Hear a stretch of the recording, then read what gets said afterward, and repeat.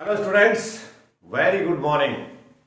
आज काफी दिनों के बाद करेक्ट फॉर्म ऑफ वर्ब का जो पेंडिंग पार्ट था उसको पूरा कर रहा हूं। उसके बाद में रीड के टीचिंग मेथड की वीडियो भी बनाऊंगा, स्कूल के क्वेश्चन आंसर की वीडियो भी बनाऊंगा।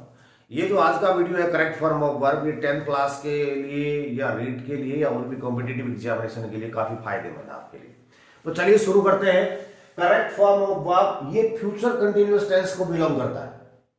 कैसे? क्योंकि इसके अंदर आपको एडवर्बियल और कंडीशन देखनी सबसे छोटी। अगर एडवर्बियल और कंडीशन कहीं है विद इन, ये मेरे हिसाब से 10 मिनट का वीडियो बनेगा, ज्यादा नहीं बनेगा। दो ही, अगर आप करेक्ट फॉर्म वर्ब में ये दो चीजें आ जाए, eight this time tomorrow and eight this moment tomorrow, तो आप ये समझ लेना कि इसमें आपको करेक्ट फॉर्म ऑफ वर्ब में फ्यूचर कंटिन्यूअस टेंस का प्रयोग करना है। इस तरह से आपके एग्जामिनेशन में क्वेश्चन आएंगे। अब आपको इससे ये पता लगाना होता है कि भाई इसमें टेंस है कौन सा। ठीक है, इसका अगर आप टमारो की साउंड की बात करें तो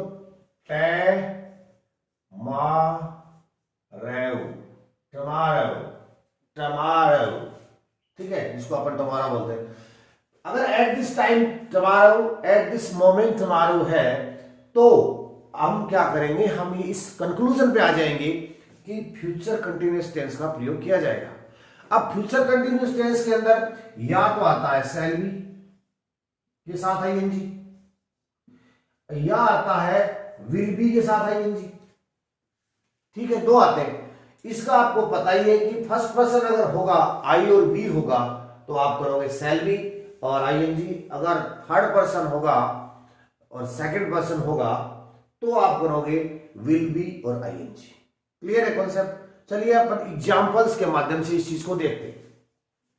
जैसे मान लीजिए कि 10th क्लास में आ जाता है, या कॉम्पिटिटिव एग्जामिनेशन है उनमें आता है, या फिर रीट में भी एक ये टॉपिक है टेंस का, तो इसमें ऐसे प्रश्न पूछा जाएगा। रीट में तो ऑप्शन देंगे, I travel eight this time tomorrow. ये अगर आपने देखा तो आपने एग्जामिनेशन में ये पता लगाना है कि इसमें कौन सा टेंस का प्रयोग करें। टेंस तो 12 है, उसके अलावा भी अलग अलग तरह के जो है फाइनाइट और नॉन फाइनाइट वर्ब का प्रयोग करते हुए प्रयोग करना होता है।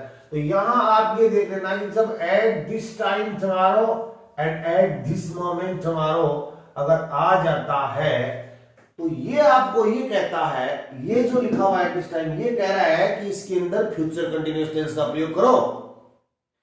फ्यूचर का प्रयोग करो तो शैल बी और विल बी, इसका मतलब सारों के बजाय दो चीजों पे आ गए। आई के साथ, क्योंकि आई कौन सा पर्सन है, यहां फर्स्ट पर्सन है, तो शैल बी। तो इसका आंसर आपको एग्जामिनेशन में अगर ऑप्शन दिए हुए तो ये करना है, शैल बी ट्रैवलिंग। और अगर लिखना है तो आप लिखोगे शैल बी के साथ आईएनजी और विल बी के साथ आईएनजी। यहां आप ये देखिए कि यहां एक सिंगल एल था, मैंने यहां डबल कर दिया। इंग्लिश में ऐसा होता है कि यदि किसी लेटर का, वर्ड का अंतिम लेटर, अंतिम अक्षर कॉन्सोनेंट है और उससे पहले एक वावल है, एक वावल, तो उसकी आप आईएनजी करो, सेकंड फॉर्म करो, तो उस स्थिति में क्या करोगे, लास्ट लेटर डबल हो जाता है। तो ये हो गया ट्रेवल, ट्रेवलिंग हो गया। ठीक है ना, ये तो एट दिस टाइम टुमारो में आ गया। दूसरा देखिए, C blank visit his friends at this time next week. बात एक ही है, एट दिस टाइम और नेक्स्ट वीक का प्रयोग कर लिया, बट है एट दिस टाइम, यानी कंडीशन यही रहेगी। आप ये कहोगे कि तीसरी बात कहां से आ गई, eight this time, at this moment के आगे फ्यूचर का कोई भी जो समय बताने वाला इंडिकेटर आ जाएगा तब आप ये प्रयोग करेंगे। तो C visit his friends at this time tomorrow. यहां पर इसमें साउंड की बात करें ना तो ड साउंड साइलेंट होता है, फ्रेंच जय बोला जाएगा, इसका साउंड भी आएगा जय, फ्रेंच, और ये बोला नहीं जाएगा डी। तो C visit his friends at this time tomorrow, at this time tomorrow आपको ये बता रहा है कि फ्यूचर कंटिन्यूअस का प्रयोग करो। फ्यूचर कंटिन्यूअस का प्रयोग करने का मतलब हो गया या तो शैल बी के और विल बी के साथ आईएनजी करो। तो यहां पर सी है, that is third person, third person के साथ विल बी के साथ आईएनजी आएगा, तो आपका उत्तर होगा सी विल बी एंड ये visiting. This is an exceptional case. ये दोनों मैंने इसीलिए लिया है कि आप यहां भी अगर डबल कर दोगे तो वो गलत हो जाएगा, क्योंकि एक्सेप्शन तो हर जगह मिलते हैं, वरना यहां मैं दूसरा इस तरह का भी ले सकता था कि अब आप इसमें ये इसको डबल नहीं करना। तो आपको करेक्ट फॉर्म ऑफ वर्ब में ये चीज आपको बताएंगे। ऐसा नहीं हो सकता एग्जामिनेशन में कि कोई एडवर्बियल आया ही नहीं, कोई कंडीशन आई नहीं और आपसे टेंस के बारे में पूछ लिया कि इसमें कौन सा टेंस है। उसमें सारे टेंस आ सकते हैं, इसलिए बी कॉन्फिडेंट, आराम से कीजिए। अगला देखिए, they enjoy a party at 9, यहां एएम या पीएम लिखना चाहिए, या पीएम ज्यादा बेटर रहेगा, एएम में क्या पार्टी होगी। ये दोनों स्मॉल में आते हैं। टुमारो तो बात होगी ना, एट के बाद में टाइम देके फिर टुमारो दे दिया, at this time tomorrow, at 9 tomorrow, है ना। इस तरह से जो फ्यूचर आ जाता है उसके अंदर आप क्या करोगे, आपको ये चीज बता रही है कि इसमें फ्यूचर कंटिन्यूअस का प्रयोग होगा।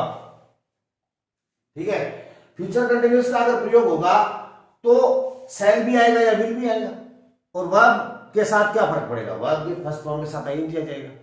That's all. तब आप क्या करोगे, दे एंजॉय, तो यहां होगा दे के साथ, क्योंकि ये थर्ड फॉर्म है, दे के साथ आप करोगे विल बी, और इसके साथ लगा दोगे आगे आईएनजी, एंजॉयिंग हो जाएगा। ठीक है ना। ये देखो, this time tomorrow we not walk in the park. In the park का मतलब यहां पर आपको ये चीज टुमारो के साथ ही आ गई।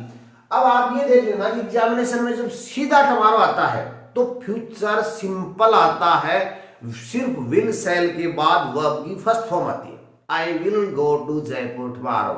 ठीक है, तो लेकिन आप सोचते हो कि टुमारो तो यहीं आ गया, लेकिन इस टुमारो के साथ कुछ अगर और है, ये है this time, at this time, at this moment, at 9 PM, at 10 PM, आगे टुमारो है या सिंगल टुमारो है। सिंगल टुमारो आएगा तो फ्यूचर कंटिन्यूअस, फ्यूचर सिंपल आएगा, और इसके साथ ये चीजें आती हैं तो क्या होगा, आपको future continuous this time tomorrow, यानी टुमारो के इस वक्त की बात चल रही है, तो we not walk, we first person है तो यहां क्या आएगा, शैल, वी शैल, तो बी कर दोगे तो क्योंकि हमेशा ये नेगेटिव, तो नोट आगे यहां, एक मिनट में इसको यहां करके दिखाता हूं आपको, शैल बी, यहां अगर आप नोट करते हो तो ये चीज गलत हो जाएगी, क्योंकि नोट है वो आपको हमेशा इन दो, नोट बी हेल्पिंग वर्ब के पहले टुकड़े के बाद में आता है। नोट का प्रयोग चाहे एक टुकड़े में हो, चाहे दो टुकड़े में हो, चाहे 3 टुकड़े में हो। हेल्पिंग वर्ब का प्रयोग shall not be, shall have been अगर होता तो फिर पहले टुकड़े के बाद shall not be walking, walking in the park, तो ये इस तरह से हो गए। अब आपका छोटा सा कॉन्सेप्ट था ये कि करेक्ट फॉर्म ऑफ वर्ब का पार्ट, आई थिंक जो भी हो पार्ट रहा होगा, मुझे याद नहीं, 12 टोटल 13 पार्ट होंगे उसमें। At this time tomorrow, at this moment tomorrow, at के बाद में पीएम एएम आ जाए, उसके बाद में फ्यूचर का कोई भी इंडिकेटर आ जाए, तो आपको क्या करना है, शैल बी और विल बी के साथ आईएनजी करना होगा। तो उम्मीद करते हैं कि आपको ये अच्छा समझ में आया होगा। धन्यवाद।